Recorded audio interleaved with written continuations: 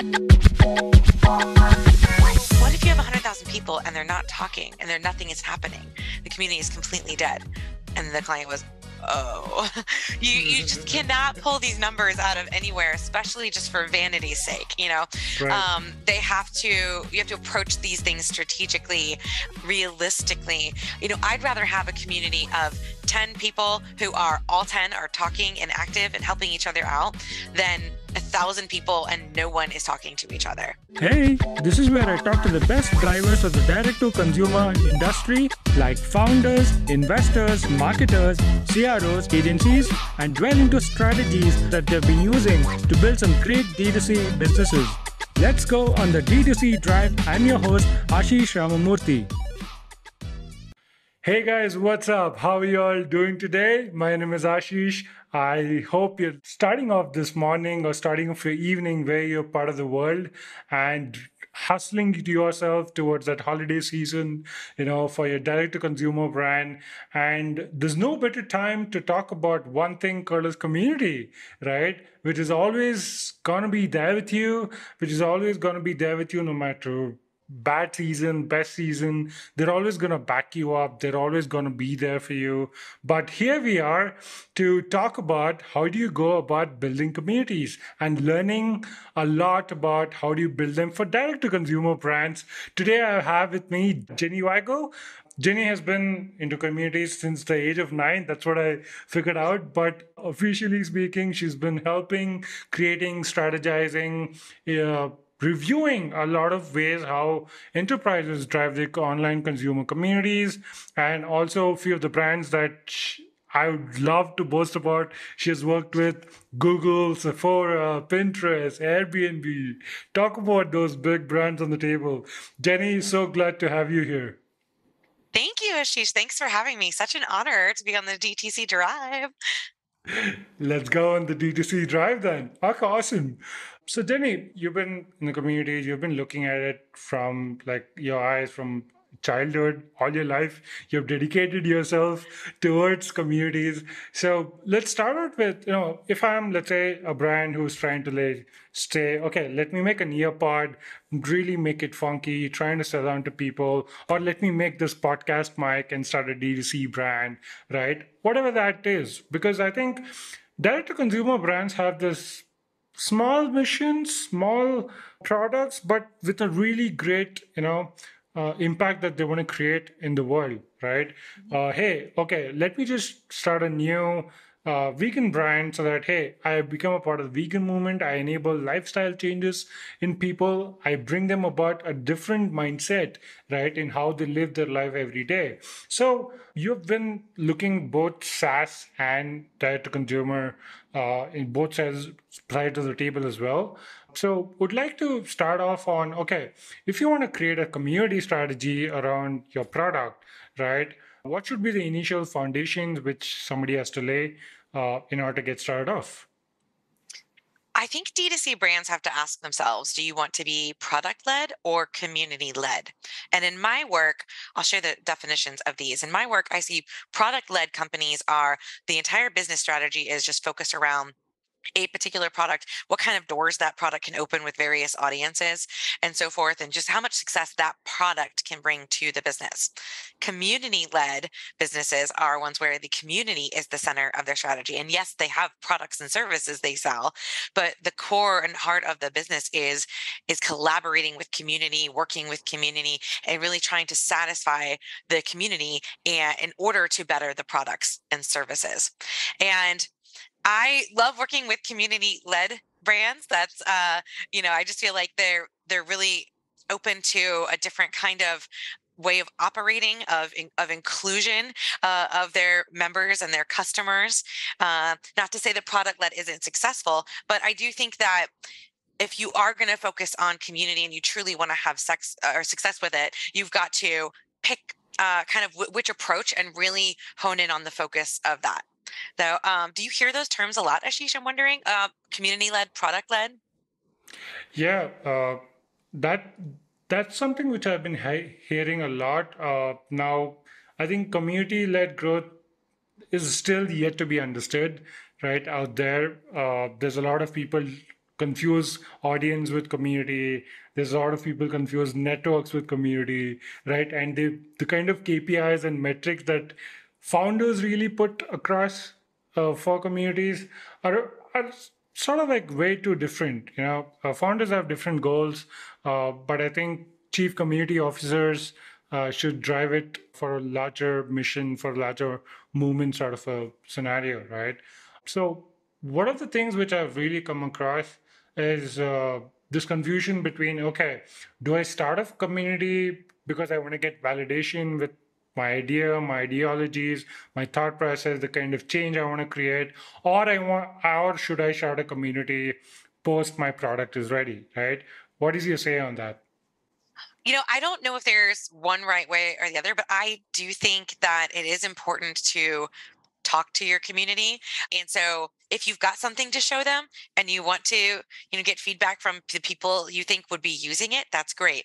If not, and you've got people who are willing to, sit down with you and listen to an idea, that's great too. As long as you are taking that step of talking to your community members. And let's say you don't have a community, like you just mentioned, some of these brands might not have one yet. However, maybe they do know of a few people who they are going to go to first to beta their product, right?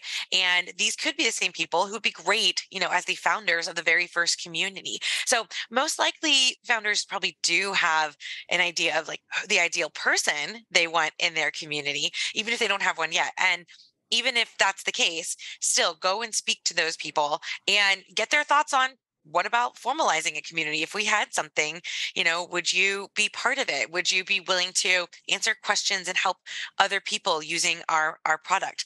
And if the answer is no, you're not. It's not your audience is not ready for community yet. But if people are excited about that, then it's ripe for community. Awesome. Jenny, you've also seen, looking at, okay, direct to consumer brands, especially, right? Some of them start a community after they've reached some sort of like, consumer base because, hey, they want to start involving their users with their product development, all of that stuff, right? But some of them have also started with a mission that, hey, we are creating this ecosystem, this brand, because hey, we want to create a difference in, let's say being a vegan community, or let's say, going completely sustainable, completely green, right? Or trying to evolve somebody into a no caffeine future or whatever that is, right? So you must have come across either some notes that people make around community goals, right? What are the most interesting goals that you've come across? And when you have been looking at, okay, people drawing up these goals, what are some of the mistakes that they make when drawing up the goals? Oh, I once had a client long, long, long time ago. So before I went out on my own, who one of the goals for was we want to have 100,000 people in our community by the end of the year. And I said, okay, well, what's the why behind that? What's that going to contribute to? We just need to be able to tell leadership that we have 100,000 people at least. And I'm like, well, what if you have 100,000 people and they're not talking and nothing is happening? The community is completely dead. And the client was, oh, you just cannot pull these numbers out of anywhere, especially just for vanity's sake. Right. You have to approach these things strategically, realistically. I'd rather have a community of 10 people who are all 10 are talking and active and helping each other out than 1,000 people and no one is talking to each other. So Mm-hmm. that's been one of the more interesting goals I've had to address before. And there's also a lot of great goals out there to somewhat integrate community with other efforts. We don't have a magic platform today that is perfect from that has a whole product feature section plus learning management system in there, plus like a project management tool in there. It's just like we've kind of got all these different tools we have to piece together when we're running our communities, and maybe that will exist one day. I don't know, a girl can dream. But I do love the brands that are quite visionary in trying and saying to their platforms, hey, I really want to see if you can integrate with this because this is what we are trying to do.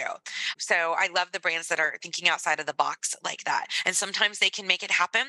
They've got the budget to put towards, the custom work that is involved with sometimes integrating systems. And sometimes they're like, that's a dream that's just not going to come true anytime soon because it's going to be too expensive. But I encourage those community managers to think that way and think outside the box and think of the art of the possible. Great, awesome.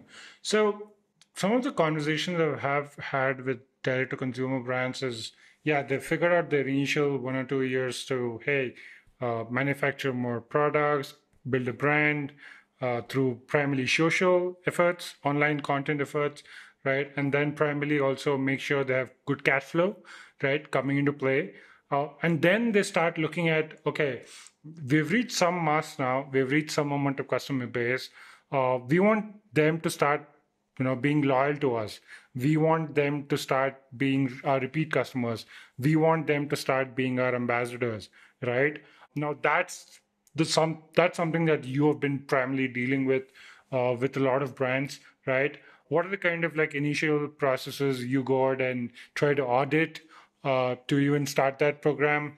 What part of the funnel that you pick out to even get started with this whole ambassador program? How do you build that across to a VIP level, right? I'm sure like you've worked with some of the brands in this strategy. What are some of the learnings from that angle? Yeah, so you're talking about a very common goal of like building loyalty and increasing loyalty in the community, right? And most brands don't want it just for the community. They're hoping that if people are loyal Mm, to the community, they're loyal to the business as well, right? And in that regard, again, I think you always start with talking to your community members, finding out what they want, what they like. If you want to create an ambassador program, you've got to figure out what's going to motivate people to be part of it and be active in it and really fulfill whatever your expectations are. You've got to ask, you've got to say to yourself, from the perspective of a community member, what's in it for me? Why would I be part of this? I'm already, in this community, helping them out, answering questions for free, an hour a week. Why would I do more? So hopefully those by taking the time to have those one-on-one talks and really talk to your community members, you can explain a little bit more about the idea of an ambassador program and why it would be fulfilling. But you've also got to be ready to tell them, here's what we're willing to do for you in that case. Sometimes those benefits include things like swag. Sometimes it's just like time with some of the key leaders of the company and getting that time with them to give your thoughts. Ooh, that's precious. Not everyone gets that. Other times it's some sort of a rank or status or badge, depending on your community platform that you're using. But people do love status. So any of you out there listening or entertaining the idea of a community platform, pick one that allows you to indicate status, because people like to see if they have a bolded username. How'd they get that? Well, it's because they're in our super user program. Just make sure there are features that can help distinguish and add status. Yeah, so again, always coming back to talking to your community members first, and then sitting down and really working out a plan, an operational plan, essentially, because an ambassador program, particularly, it's a program. It's like you probably have many programs. You might have like product beta programs going on in your community, but an ambassador program is a separate program, and some people out there have one person dedicated to just running their ambassador program on their community team. It should have a program plan to it. It should be filled out. It should have its own goals. It should be measured on a regular basis. And if you're doing all of those things, you're likely to have a program that runs a little bit more smoothly than just something that's operating off of a whim. awesome. In the direct to consumer space, what are some of the communities that you love? I'm Mm. like would love to pick your brains on that, and also like how did the whole Sephora experience happen, right? Like really want to dwell into that. Let me start with that because I was going to mention them as one of my favorites, anyways, to start. So, the fabulous Sephora community is officially called the Beauty Insider Community. I'm going to put the link to it in the chat, and I don't know how if you'll be able to put this in the episode notes. Maybe I'm not sure, or Yep, if there's yep. some way. Okay, cool. So everyone will be able to go and see. If you are a Sephora user online, you've probably seen this community before. I had the privilege of working with this team when I was a full-time employee at Koros, my last job before I came out on my own. And talk about one of the most visionary teams there is in this space. They are always testing and trying new things. They have a massive audience to work with, and they're still one of the most vibrant, and active communities today. I say still because they started, I want to say 12 years ago. I might be slightly up, but I think it's 12 years ago. They actually built their first community. They were way ahead of a lot of people, right? Now we see that happening. It's very common for brands to have community, right? But 12 years ago, when not a lot of other brands were doing this, especially from the B2C or the retail standpoint, Sephora like dove into this world. And so I credit them for, being so early to the game and everything that they have done since then. So anyways, that's how I became affiliated with the Sephora community.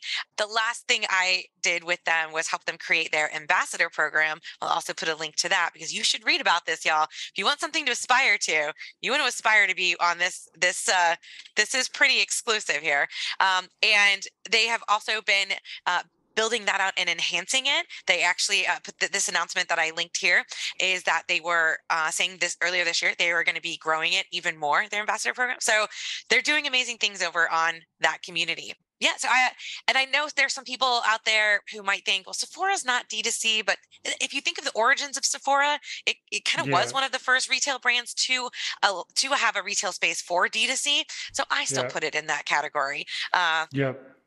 Yeah, but phenomenal team working on things over there.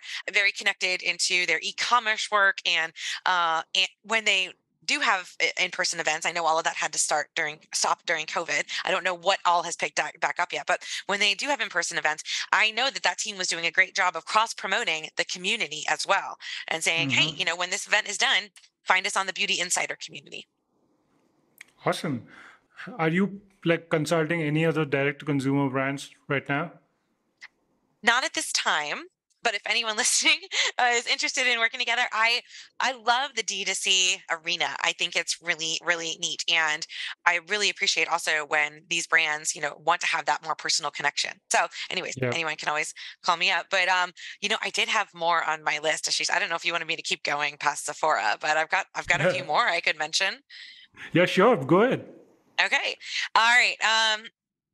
So I have to give this up for Peloton. I am a Peloton user. I am in love with it. Got my Peloton bike last November, and I was like, I can see why people are so into this.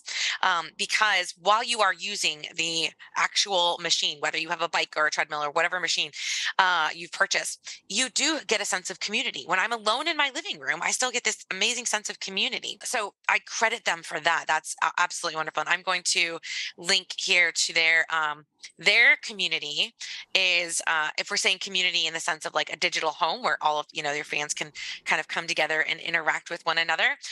Theirs is Hmm. on a Facebook group, and here's the link for that as well.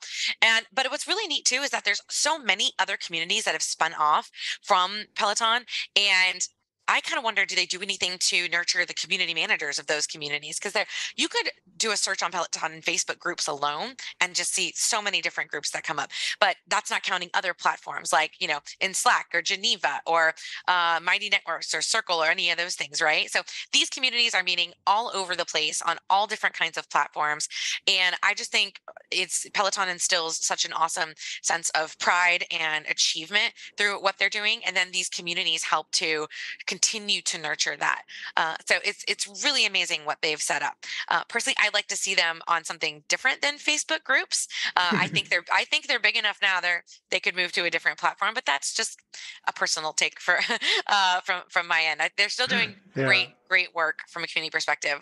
Another one, Ashish, have you heard of the modern fertility community? No, I haven't.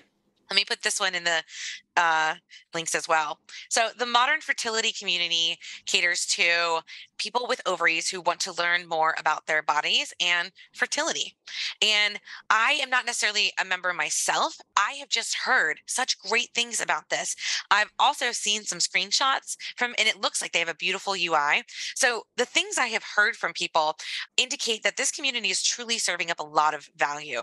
It is bringing together people who don't know where else to get answers on this topic or on topics related to this. And it is helping people. It is nurturing, answering questions, and holding space for people emotionally. Fertility is a big topic, and there are a lot of emotions around it for many different people with ovaries. So, Right. Yeah. so yeah. Anyways, I hear great things about modern fertility. And the last one I want to bring up, which is another one that I've heard cool things about, is the Rothy's in general. Rothy's the brand, and but what I'm linking here is to one of their Facebook groups called Rothy's Addicts. Now, just like Peloton, they've had a lot of people kind of spin up their own Facebook groups because they have such a following that people are so interested in different aspects of Rothy's and it's shoes, right? And you might think, wow, all of this over shoes, but yeah, it's absolutely true. So again, I credit them for allowing people to build these other communities that are not necessarily considered the brand community, but are still important because it's a place where people can come together who are fans of the brand. So the Yeah. one I linked is just one of them.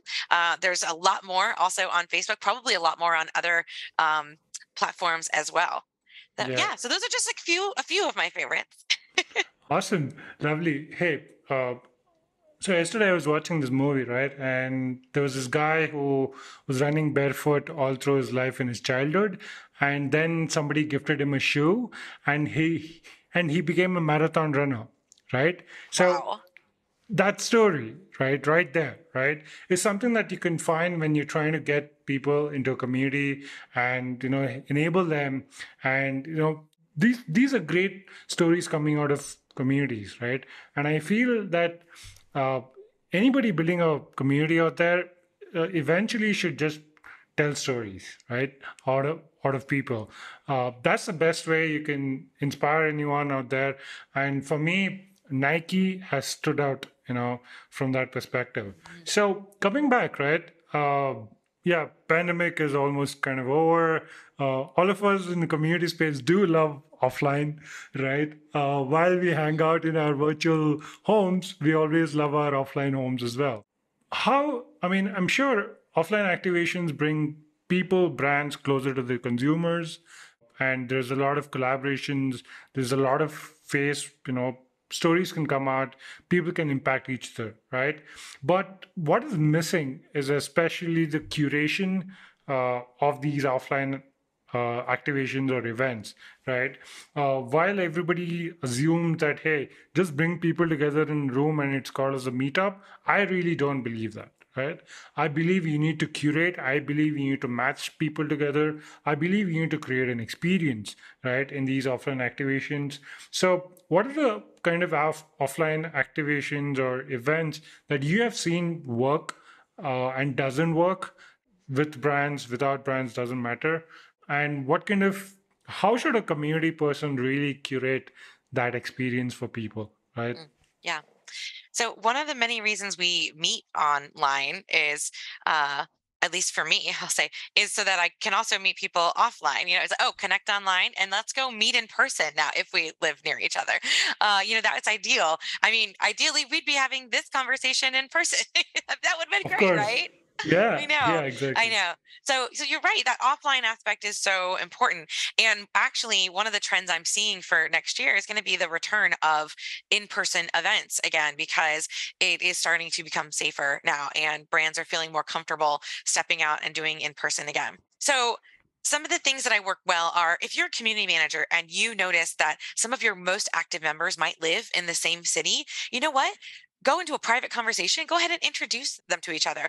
They might not know each other, they might, but the fact that you are the one really championing that connection is a huge thing. And they can look back and be like, oh, thank goodness that person introduced me.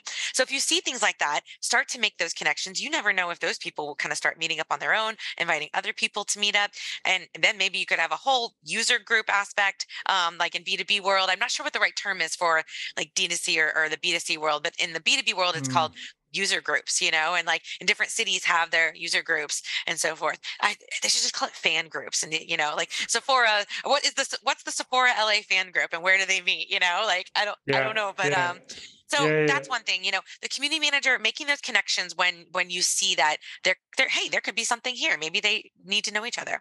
Another thing is when you're having these offline activations, make sure you are recognizing those active community members that are showing up. Maybe if you're giving out name tags, maybe they get a special something like a star. I don't know, something. Or if it's a formal event, maybe they get a special lanyard or something different and people are like, oh, what is this for? Well, it means that I'm in the community. Are you in the community? It's a nice visual way to distinguish community members. No matter what you're doing offline, you should always be making people feel welcome, not only at the event, but you should also be welcoming them and saying, hey, this is kind of, your gateway into the community. Do you want to know more about our community? That way, when they leave, they not only felt welcome and included at the event, now they feel like they can go on to the community and still feel like part of something special. So those are some of the things that I've seen work the best. And a lot of people, when they do hold some sort of events, they tap community members. Like these community members could be very influential in some level. I might say use the word influencer, but I might not, because some people might not call themselves that. But Yeah. maybe you're giving them the spotlight and saying, hey, we're gonna have so and so at this happy hour, and they're gonna take 15 minutes and just talk about some of their favorite announcements from the brand, some of the new products that came out. Just like you see them talking on the community, you get to see them talk in real life. So I encourage you, hype up your members in that way, put them on the spotlight, make them the show. Amazing. Lovely. Just dwelling into what kind of rewards really help. I mean, we've all seen the swag thing. We've all been loving that thing, but I think it's become too basic right now, right? Mm. Everyone is doing that, right?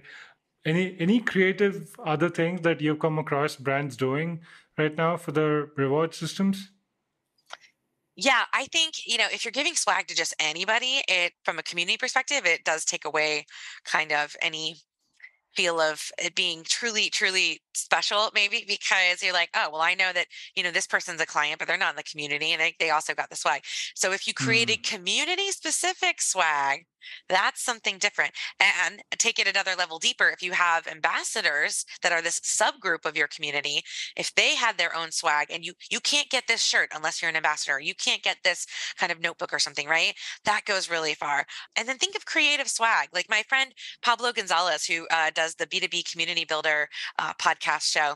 He has a great bomber jacket that only Hmm. certain members of his client base get. And so that's a really cool, really coveted piece of swag. He gets asked about it all the time when he goes places. How do I get that? How do I get that? And he's like, well, there's only one way. So the more exclusive you make it, the cooler the swag is. And if people aren't into swag, a lot of times they're into other exclusive perks or time, just for example, time. Maybe they get 20 minutes with the community manager once a month or something to give their thoughts. That's huge, and that is not something I would offer to everybody in the community, or the community manager is just going to go crazy, right?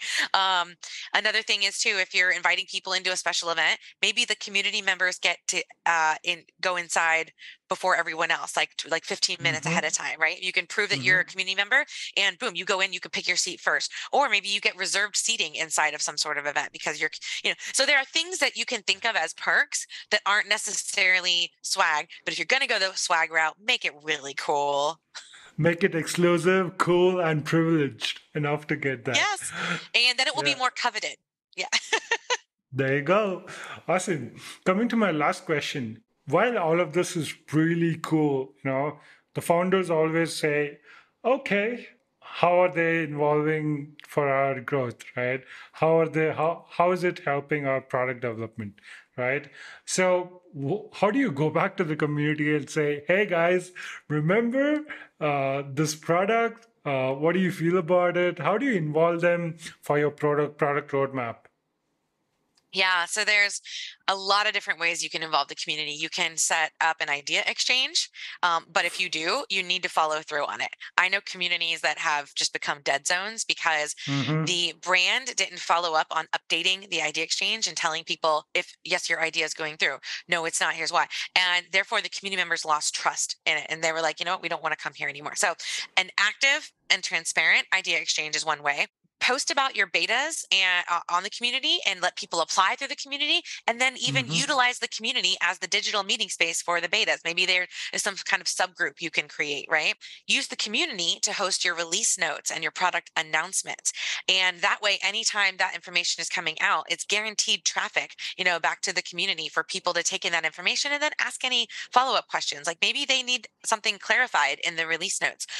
Wouldn't you want everybody else to see that question too, so you don't get a million of those questions? Sharing the roadmap somewhere like on the community, particularly maybe like pinned in an area where it's easily accessible and people can go and frequently reference that.